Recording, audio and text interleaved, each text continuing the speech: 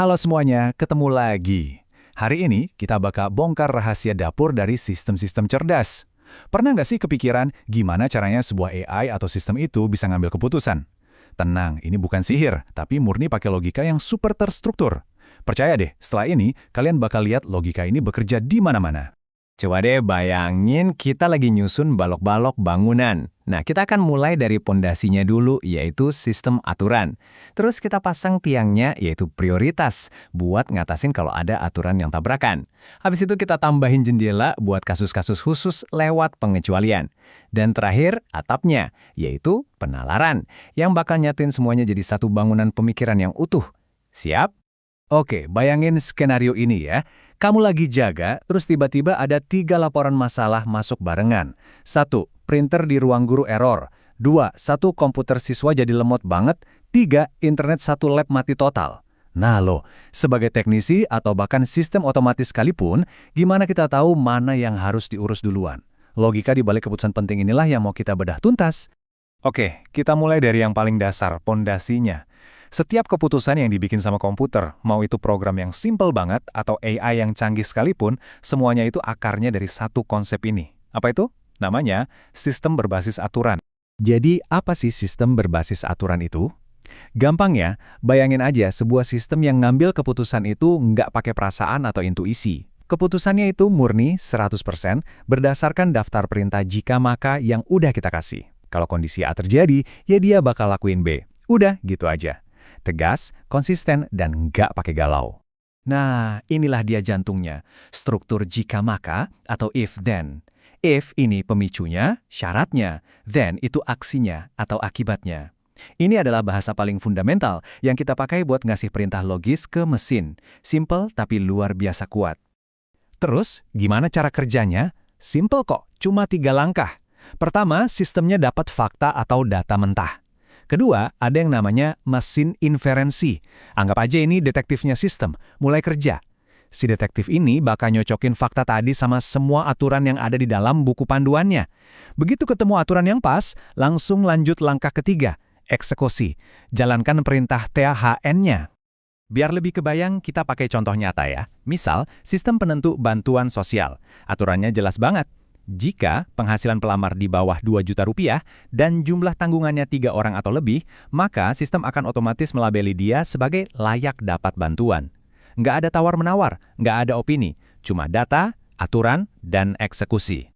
Sampai sini, kelihatannya gampang ya, tapi dunia nyata itu nggak selalu sesederhana itu.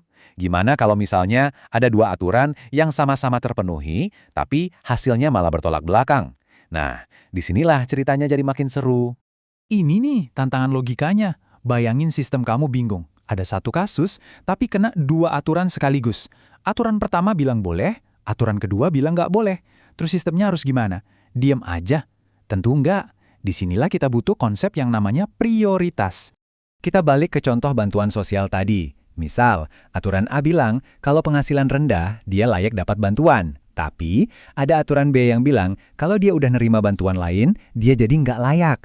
Nah, gimana kalau ada orang yang penghasilannya rendah, tapi dia juga udah terima bantuan lain? Dua-duanya kan benar. Aturan A bilang layak, aturan B bilang tidak layak. Sistemnya butuh jalan keluar. Dan solusinya adalah menetapkan prioritas. Kita sebagai desainernya yang nentuin peringkat untuk tiap aturan. Aturan mana yang lebih penting? Mana yang dampaknya lebih besar? Aturan dengan prioritas tertinggi itulah yang akan dijalankan oleh sistem. Jadi, nggak ada lagi ceritanya sistem jadi bingung. Contohnya di dunia TKJ nih, pas banget. Kalau ada gangguan jaringan di seluruh gedung, itu jelas prioritasnya tinggi. Kenapa? Ya karena dampaknya gede, bisa ganggu proses belajar satu sekolah. Beda cerita kalau cuma satu PC yang error, itu prioritasnya lebih rendah. Logika prioritas ini memastikan kita selalu fokus ke masalah yang paling genting dulu.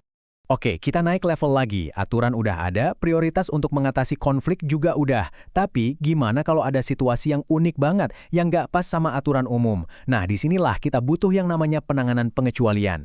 Penanganan pengecualian ini ibaratnya bikin sistem kita jadi lebih bijak. Sistem jadi tahu, oh tunggu dulu, ini kasus spesial. Aturan yang biasa nggak berlaku di sini. Ini yang bikin sistem jadi lebih fleksibel, adil, dan nggak kaku kayak robot. Kita ambil contoh di sekolah. Ada aturan umum yang tegas banget. Jika ada siswa yang nggak ikut ujian, maka nilainya langsung 0. Titik. Hitam di atas putih berlaku buat semua. Tapi coba lihat, dengan menambahkan satu kata sakti, kecuali, semuanya jadi beda. Aturan nilai 0 itu tetap ada, tapi ada pengecualiannya. Kecuali kalau siswanya bisa menunjukkan surat dokter, maka aksinya bukan lagi nilai 0, tapi dikasih kesempatan ujian susulan. Nah, ini yang namanya sistem yang cerdas dan adil, kan? Nah, sekarang kita sampai di bagian puncaknya. Kita udah punya balok-baloknya. Ada aturan, ada prioritas, dan ada pengecualian. Terus apa yang menyatukan semua ini jadi satu kesatuan? Proses inilah yang kita sebut sebagai penalaran atau reasoning. Penalaran itu bukan sekedar kumpulan aturan pasif, tapi ini adalah proses aktifnya. Inilah otaknya sistem cerdas. Dia yang menghubungkan titik-titik antara fakta, aturan, prioritas, dan pengecualian untuk sampai pada sebuah kesimpulan. Ini adalah cara kita meniru proses berpikir manusia dalam sebuah kerangka logika yang bisa dimengerti oleh mesin. Dan ini poin yang penting banget untuk diingat ya. Komputer atau AI itu sejatinya tidak berpikir seperti kita manusia.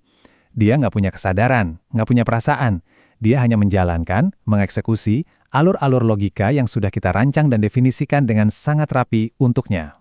Coba kita lihat alur berpikirnya lewat contoh diagnosis jaringan. Pertama, sistem dapat fakta, komputer A nggak bisa internet, terus lampu LAN di portnya mati. Kedua, sistem langsung ngecek di buku panduannya, ada aturan apa yang cocok. Ketemu, jika lampu LAN mati, maka kemungkinan kabelnya lepas. Ketiga, proses inferensi menyambungkan fakta dan aturan ini. Dan terakhir, keluarlah keputusannya, kemungkinan besar kabel jaringannya terlepas. Coba cek. Oke, kita udah lewatin semua bagian pentingnya. Sekarang mari kita tarik benang merahnya dan lihat gambaran besarnya. Jadi, apa sih sebenarnya inti dari semua sistem cerdas itu? Inilah dia, 4 pilar utamanya. Semua berawal dari aturan sebagai pondasi dasar if-then. Lalu ada prioritas untuk jadi penengah saat aturan berkonflik. Ada pengecualian yang memberikan fleksibilitas untuk kasus-kasus unik. Dan terakhir, penalaran yang jadi lemnya, yang menyatukan semuanya dalam sebuah proses pengambilan keputusan yang logis. Semua sistem pintar yang kamu lihat, di dasarnya dibangun dari 4 pilar ini.